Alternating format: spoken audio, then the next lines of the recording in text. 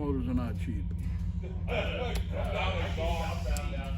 So, what was the issue with this? It's starting. It's not. It doesn't have any power. You put it down on the pads and it just bogs down.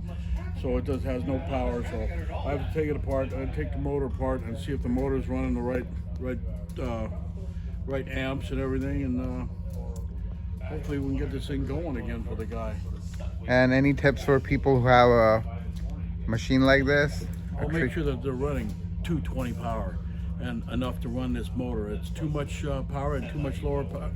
Too low power will make this motor get hot and eventually it'll get weak and burn up. But now, like I said, I have to take that motor apart and see what's causing this. Oh boy, I don't want to have this fun, but hey, somebody's got to do it. Well, you got the gig. Yep, it's a lot of fun. They work good when they're working.